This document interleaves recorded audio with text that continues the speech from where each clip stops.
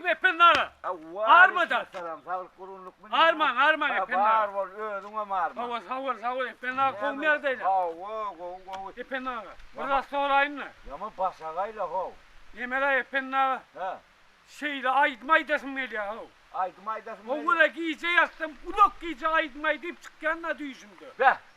Aydım çuval olsun geliyor. O kadar Ependinin ayıtmaysam ne ahil var kanay? Gat aydım çuval olsun geliyor. O şeyle aydım çoğalasın geliyor. Han sen bu pil nepsin var öyle.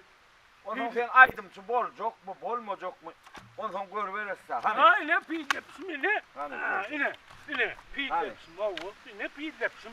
Ne mi depmen? Depen pil, aytmayıp vereyim Ependinin. Aydım ama ayt ben ne edeceksin? Ne dinle Ependinin. Hani. Ay üç kadelen su diledim gülüştü. Birinin gül közü yüreğime düştü.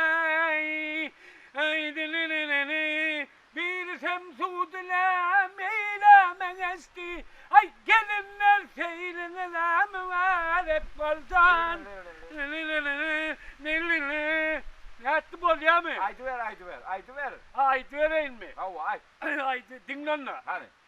Yarey, bu dünyada sensin defamın tacı, sen tacını kime alırdın bibi, ne deydin bibi, yanırdın bibi, ya anırdın bibi. Ne etti? Yine bilyen mi? Ha? Yine bilyen mi? Ya ne uğranaymasın?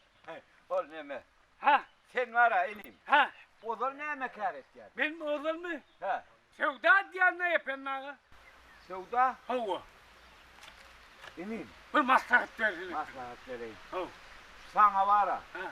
Şu Sevdan mı olacak yani? Nereden kere ettin ne yapın ağa? Sevda bile olsan var ha sen ki bol ol. Sevda etsen değil mi? Ben öldüm bilen nimet Yok sevdim. sevda etsen bol çok ineyim sen.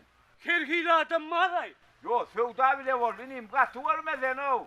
Sesin ervettel yönü edir sevda varın ki bol çok.